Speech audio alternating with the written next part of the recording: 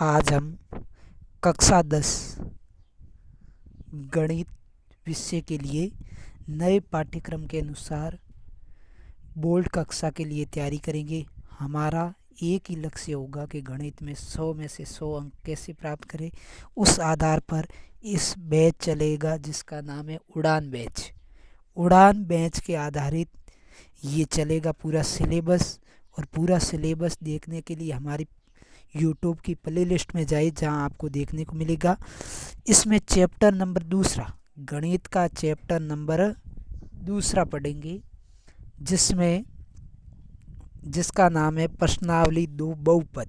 प्रश्नावली 2 बहुपद जिसका सामान्य परिचय पढ़ेंगे। प्रश्नावली 2 बहुपद जिसका हम सामान्य परिचय पढ़ेंगे, जिसमें क्या दिया हुआ है। सबसे पहले इसमें प्रश्नावली को पढ़ने से पहले क्या पढ़ना है उसके बारे में हम देखेंगे और क्या नहीं पढ़ना है उस हिसाब से इसको ध्यान में रखते हुए आगे चलेंगे।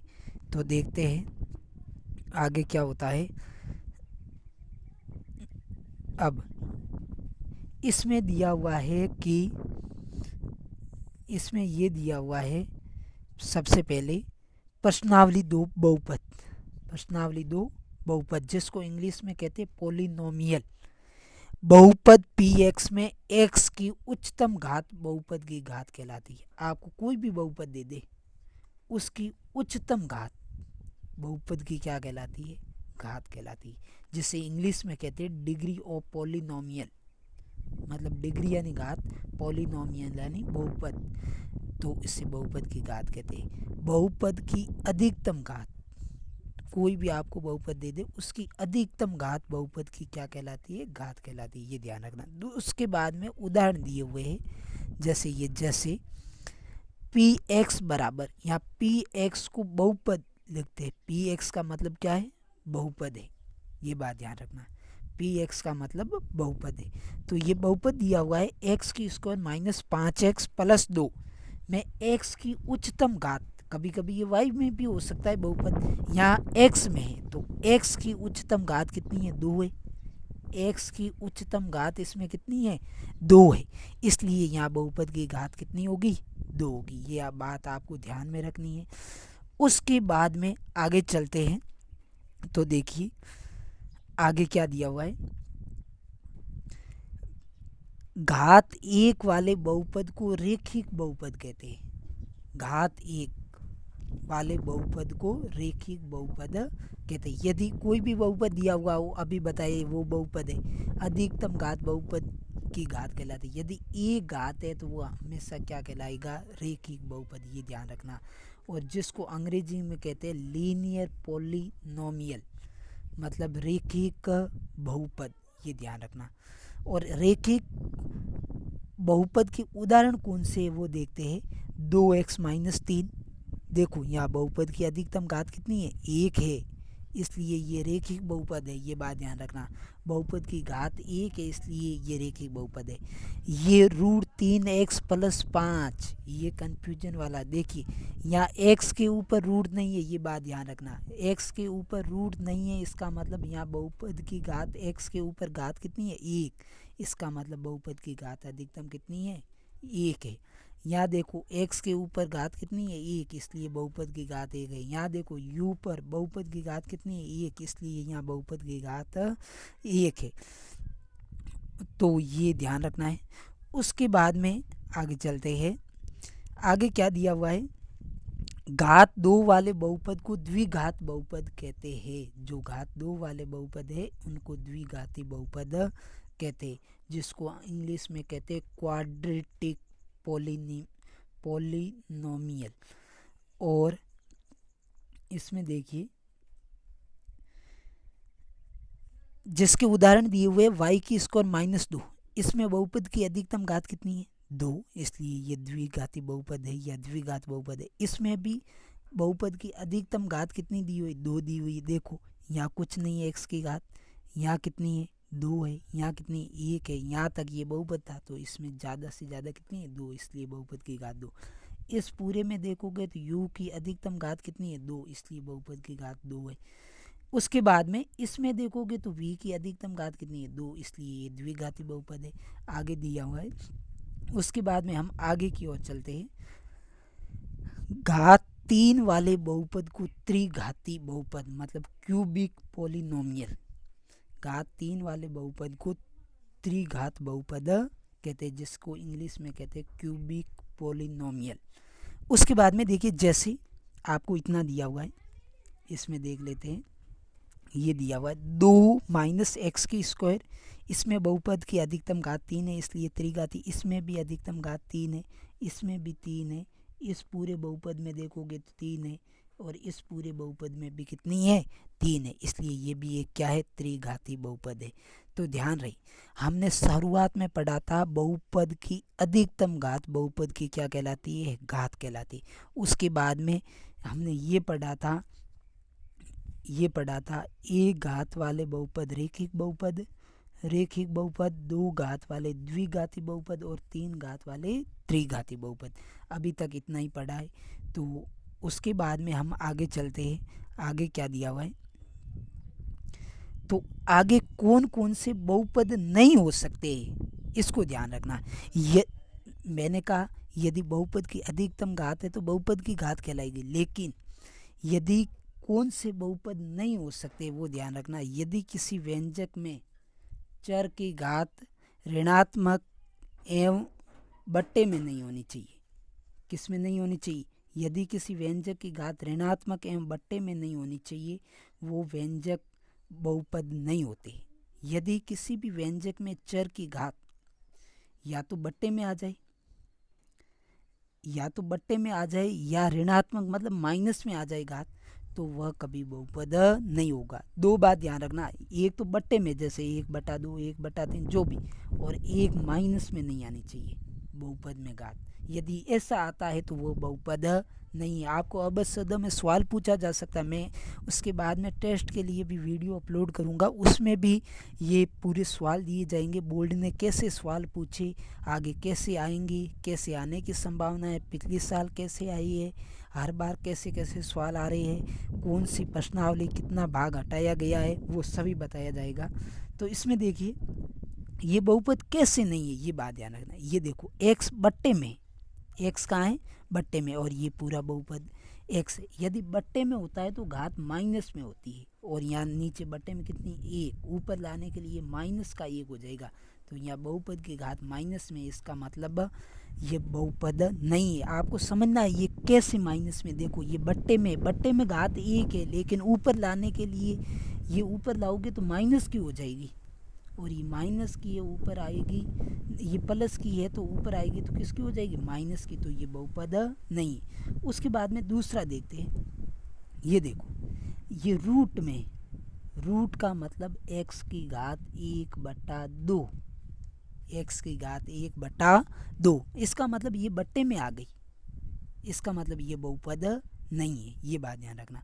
उसके बाद में तीसरा, इसमें अधिकतम घात तो ये 2 दिख रही है, लेकिन ये घात 2 है बट्टे में, ऊपर लाओगे तो ये किसकी हो जाएगी माइनस की, तो ये तीनों बहुपद नहीं है, ये बात ध्यान रखना। कैसे नहीं है, क्योंकि ये ऊपर लाओगे तो माइनस का 1 हो जाएगा, ये x की घात 1/2 है, और इसमें क्या है कि x की घात -2 ऊपर लाओगे तो हो जाएगा, ये बात आपको ध्यान रखनी है।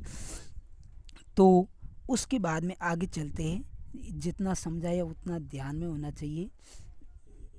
उसके बाद में आगे चलते हैं, द्विघात समीकरण का मानक रूप, द्विघात समीकरण का मानक रूप या व्यापक रूप भी कहते हैं इसे। आपको परीक्षा में पूछा जा सकता है निम्न में से द्विघात समीकरण का मानक रूप कौन सा है, तो आपको ध्यान रखना है ax² + bx + c बराबर का निशान इसमें नहीं आएगा। बहुपद में एक ही बात है कि इस पूरी प्रश्नावली में ये बहुपद वो होगा जिसमें बराबर का निशान नहीं आएगा। आपको कंफ्यूज करने के लिए 2-3 अब सद में बराबर वाला भी निशान दे दिया जाएगा, लेकिन आपको ध्यान रखना है बहुपद में बराबर का निशान नहीं होता है, केवल शून्य ज्ञात करने के लिए थोड़ा बराबर का निशान का यूज करेंगे, लेकिन बहुपद में बराबर का निशान नहीं होता है, जबकि समीकरण में किसका निशान होता है, बराबर का निशान होता है। ये भी बात ध्यान रखनी। तो द्विघात बहुपद का मानक रूप या व्यापक रूप होता है ax² plus bx plus c, और a बराबर क्या नहीं है, 0। इतना लिखना है। यदि आपको पूछ ले द्विघात समीकरण का मानक रूप भी पूछा जा सकता है और व्यापक रूप भी पूछा जा सकता है, जो होता है ax² plus bx plus c, और a बराबर नहीं है 0। उसके बाद में आगे और देखते हैं तो क्या होता है, त्रिघात बहुपद का मानक रूप। त्रिघात बहुपद का मानक रूप, तो ये क्या है मानक रूप, त्रिघात बहुपद का मानक रूप आपको याद रखना है ax3 bx² plus cx plus d, और a बराबर क्या नहीं होगा, 0। ये बात ध्यान रखनी है। a बराबर 0 क्यों नहीं होगा, क्योंकि ये द्विघात समीकरण है, तो अधिकतम घात 2 होनी चाहिए। यदि ये 0 हो जाता तो अधिकतम घात 2 वाली हट जाती है, तो ये द्विघात समीकरण नहीं रहता है। दूसरे हटेंगे तो कोई फर्क नहीं पड़ेगा, ये 2 वाला एक ही रह जाएगा तो भी द्विघात हो जाएगा। ये बात आपको ध्यान रखनी है। उसके बाद में आगे देखते हैं त्रिघात वाला। त्रिघात बहुपद में भी a बराबर 0 नहीं होगा, क्योंकि ये 0 नहीं कर, ये 0 हो गया, त्रिघात नहीं रहेगा। इस बात का भी आपको ध्यान रखना है। उसके बाद में आगे चलते हैं, शून्य का अर्थ क्या है। इस प्रश्नावली में हम ज्ञात करेंगे शून्य, तो शून्य का अर्थ क्या है वो देखेंगे। देखिए शून्य का अर्थ क्या है, किसी भी बहुपद का वह मान जिसको, किसी भी बहुपद का वह मान, कोई भी मान है, किसी बहुपद दे दिया आपको, और वह मान जिसको रखने पर बहुपद क्या हो जाए, शून्य, तो वह बहुपद का शून्य कहलाता है। अब देखो आपको बहुपद दे दिया x माइनस 2, तो इसका शून्य क्या होगा, शून्य का मतलब x की जगह क्या रखोगे कि उत्तर क्या हो जाए, 0, उसे ही शून्य कहते हैं। x की जगह क्या रखोगे कि उत्तर क्या हो जाए, 0, तो हमें सीधा ही दिख रहा है 2 रखोगे तो 0 हो जाएगा। लेकिन ये कैसे ज्ञात करेंगे शून्य का, तो देखिए x माइनस 2 बराबर 0 रख लेना है, ये दिया हुआ बराबर, यह मान 0 हो जाएगा, और ये पक्षांतरण करेंगे तो x बराबर 2, शून्य 2 आ जाएगा, मतलब इसकी जगह 2 रखोगे तो उत्तर कितना आ जाएगा, 0 आएगा। ये बात आपको ध्यान रखनी है। उसके बाद में उदाहरण है, उदाहरण की ये पढ़ते हैं, क्या दिया हुआ है, बहुपद px बराबर x² माइनस 3x माइनस 4 में x बराबर 2 रखने पर बहुपद हो जाता है, बहुपद शून्य हो जाता है। इसकी जगह इस बहुपद में x बराबर कितना रख देते हैं, 2, तब ये बहुपद क्या हो जाता है, शून्य हो जाता है। इसलिए इस बहुपद का शून्यक, यदि 2 रखने पर 0 हो रहा है तो शून्यक भी कितना होगा, यदि 2 रखने पर 0 हो रहा है तो शून्यक 2 होगा, ये थोड़ा ध्यान रखना। और यदि -2 रखने पर बहुपद शून्य होता है तो यहाँ शून्य कितना हो जाएगा, -2, ये थोड़ा देख लेना। यहाँ कितना रखने पर 0 हो रहा है, 2 रखने पर हो रहा है या -2 रखने पर। लेकिन ये बात ध्यान रखना, इसके उत्तर 2 आएंगे, 2 संख्या रखने पर 0 होगा, क्योंकि यहाँ घात कितनी है, 2, तो इसका मतलब इसके शून्य कितने होंगे, 2, मतलब 2 संख्या रखोगे तब इसका उत्तर 0 आएगा। 2 मतलब एक बार 2 रख लिया, एक बार -2, या ऐसा कुछ हो सकता है। वो तो गुणनखंड विधि से आप इसको ज्ञात करना सीखेंगे तब आपको बाद में पता चल जाएगा। लेकिन ये बात ध्यान रखना, यहाँ जो भी रखते हैं मान, और यदि इसका मान उत्तर 0 आ जाता है तो वो उसका क्या कहलाता है, शून्य कहलाता है।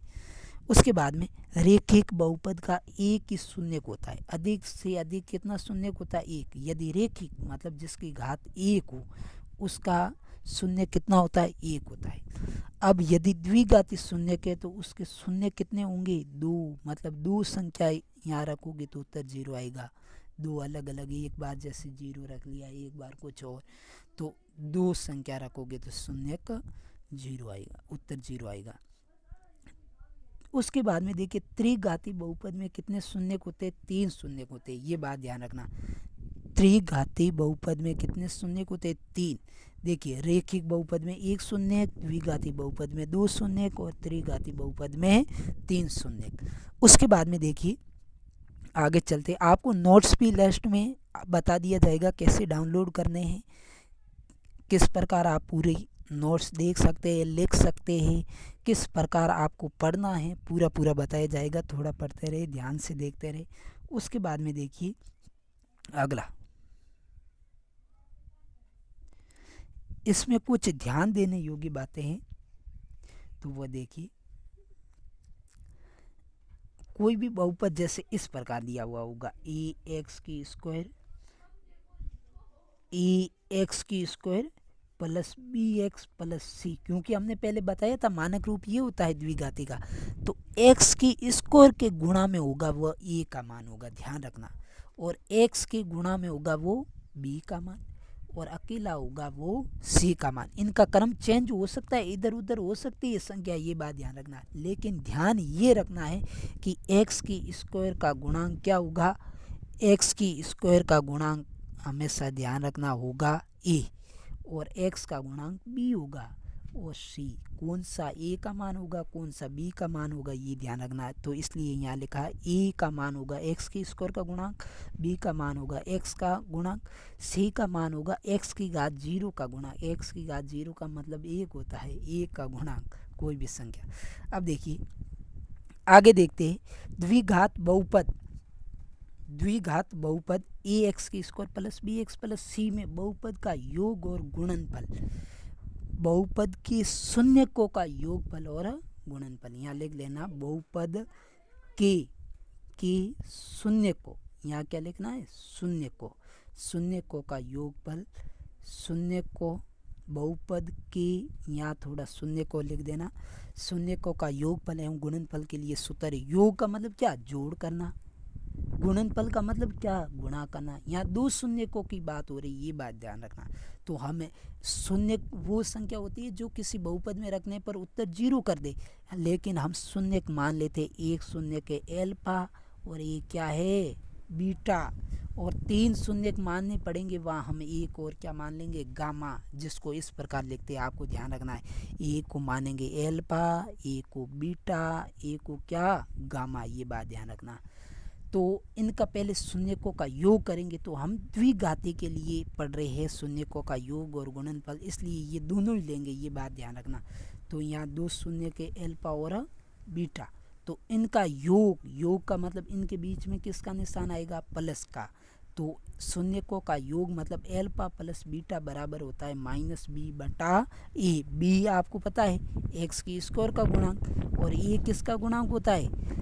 नहीं, b किसका गुणांक होता है? x का गुणांक, और a किसका गुणांक होता है? x की स्क्वायर का गुणांक। ये आपको बता दिया, ये मान कैसे लेने आपको और आगे और विस्तार से समझा दिया जाएगा। यहाँ थोड़ा आपको सूत्र समझने हैं, तो आपको शून्यकों का योग है वो एल्फा प्लस बीटा बराबर -b/a होता है, ये बात आपको ध्यान रखनी है। उसके बाद में शून्यकों का गुणनफल मतलब गुणा करना है, ये टिक का मतलब गुणा है, एल्फा गुणा बीटा बराबर होता है c/a, आपको याद रखना है। उसके बाद में आगे चलते हैं, एक सवाल है थोड़ा सा, वो भी देख लेते हैं। तो ये देखो क्या दिया हुआ है, इसमें देखिए बहुपद px बराबर x की स्क्वायर -3x -k का शून्यक 2 हो तो k का मान ज्ञात करना। बहुपद दिया हुआ है जिसका इस पूरे का एक शून्यक है 2 है, तो आपको k का मान ज्ञात करना है। तो शून्य का मतलब इसको यहाँ रखोगे तो उत्तर क्या आएगा? 0। कितना उत्तर आएगा? 0। और k का मान ज्ञात करना, बस इसको यहाँ रख दो, इसको यहाँ रख दो, उत्तर 0 आएगा और k का मान अपने आप आ जाएगा। तो देखिए इसके लिए हमने देखिए ये बहुपद लिख लिया और ये दिया हुआ था वो रख लिया। अब देखिए इसकी जगह x की जगह हमें कितना रखना है? 2 रखना है, तो यहाँ 2 रख लिया। देखो यहाँ 2 रख लिया, 2 रख लिया, और k का तो हमें मान ज्ञात करना, k की जगह नहीं रख सकते, x की जगह k का तो मान ज्ञात करना, और ये रखोगे तो उत्तर कितना आएगा? 0। पहले ही बता दिया था। 2 की स्क्वायर 4, मतलब 2 की स्क्वायर मतलब 2 गुणा 2 4 हो जाएगा, और 3 गुणा 2 कितना? 6, और -k का -k ये लिख लिया। अब यहाँ है एक प्लस का और एक इसका है माइनस का। प्लस माइनस क्या होता है? माइनस। तो बड़ी संख्या में से छः में से चार गए, पीछे कितने बचे? दो। कितने बचे? दो। वो भी बड़ी संख्या के आगे यहाँ चिन्ह किसका है? माइनस का। और इधर क्या चल रहा है? जीरो। और इधर माइनस के, ये चल रहा है। अब के का मान ज्ञात करना, वो भी के प्लस वाले का। के इधर आ जाएगा तो के बराबर कितना आ जाएगा? 2। ऐसा भी सवाल पूछा जा सकता है, बोर्ड में कई बार पूछा गया ये सवाल है। उसके बाद में आगे चलते हैं, और अब इतना ही। उसके बाद में आपको एक और वीडियो सामान्य परिचय का थोड़ा सा रह गया है, वो अपलोड कर दिया जाएगा। और ये नोट्स भी आपको कहाँ मिलेंगे? वो डिस्क्रिप्शन में इसके बारे में जानकारी दी हुई है, आप ज़रूर देख लें। और आपका सपना है कि गणित में 100 में से 100 अंक लाए, तो आप इस पूरी चैनल से पढ़ सकते हैं। आपको पूरी मेहनत लगन से पढ़ाई करनी। आपको टेस्ट भी उपलब्ध करवाए जाएंगे हर सप्ताह। 7 दिन में यहाँ टेस्ट होगा, और उनका टेस्ट होगा जो सवाल आए हुए हैं, जो सवाल बोर्ड में पूछे गए उस हिसाब से पूछा जाएगा। आगे किस प्रकार के सवाल पूछे जाएंगे उसको ध्यान में रखते हुए ऑब्जेक्टिव सवाल कैसे आते हैं अब सद वाले, वो भी आपको बता दिए जाएंगे। और इस बार थोड़ा सिलेबस कम हुआ है, उसका भी फ़ायदा उठाना है। थैंक यू, धन्यवाद। सब्सक्राइब करना ना भूले। Subscribe, video share and like, इसमें कोई कमी नहीं रहनी चाहिए। और भी वीडियो आपके लिए उपलब्ध रहेंगे। थैंक यू, धन्यवाद। और इस पीडीएफ कहाँ मिलेंगे इस प्रश्नावली के? वो वीडियो की डिस्क्रिप्शन में जाए और देख ले कि यहाँ कहाँ मिलेंगी नोट्स। थैंक यू, धन्यवाद बहुत बहुत।